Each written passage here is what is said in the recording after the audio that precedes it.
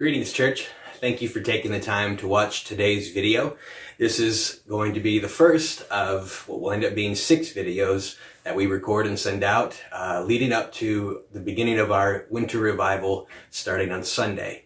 I believe firmly that the more we invest in something, the more that we can expect to receive.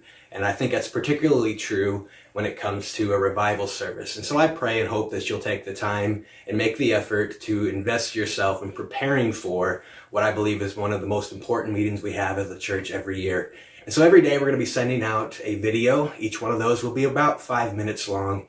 And they'll include a devotion, a short devotion, and then also a prayer focus for that day, something that we encourage you to be praying about throughout the course of the day.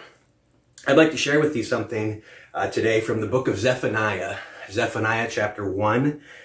Zephaniah's message was to the nation of Judah at a time in which they were in rebellion, they were in disobedience, and the message is really one of repentance, it's one of correction, it's one of warning concerning the future if they did not get right with God.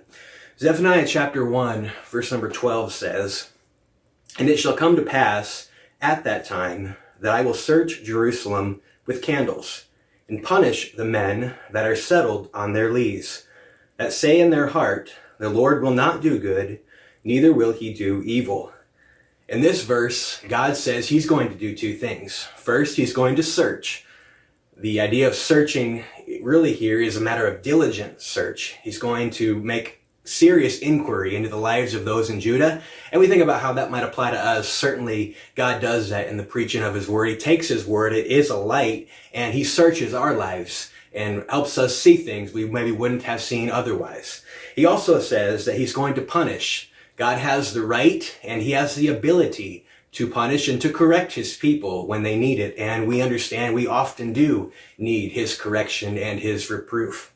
What I want us to notice, though, here is the condition of the people, how the Bible describes it. It's very simple. It simply says, settled on their lees. Maybe some of you would remember about 4 years ago, Brother Sam, who will be with us this coming week in our revival, Brother Sam preached a message out of this passage, and he described what it means to be settled on your lees. The idea there behind that phrase is the grapes that they would crush to make into wine had often a lot of skin and pulp in it, and putting into the wineskin over a course of time, that pulp and that skin would all settle to the bottom, and if left alone, it would congeal and it would become very thick and syrupy and would be unusable. The whole wineskin would be unusable. So what they had to do often was they'd go in and they'd shake it up, they'd stir it up, they would not allow it to settle in. And so you think about the way that God describes his people, Judah, as being settled in. Think about how that often we can, in the same way, become settled. We can become complacent. We can become comfortable. We can even become apathetic when it comes to our walk with God. One of the things that I love about a revival is the focus of it.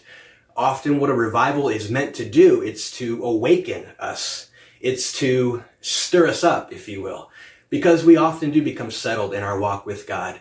It might very well be that even you might consider your own life today and think about ways in which maybe you've become complacent or become comfortable in some things. It might be some sin in your life. It might be some spiritual discipline that has been neglected. It might be something that God has led you to do and you just haven't done it.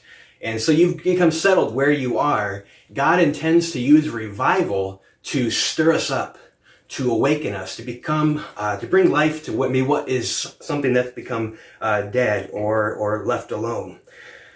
Our prayer focus today is for each of us to pray that God would do a great work in us personally. We'll be praying for others later on in the week. Every day, as I said, will have its own unique focus. But for today, our focus really is to turn inward and to pray for ourselves personally. Pray that God would stir us up.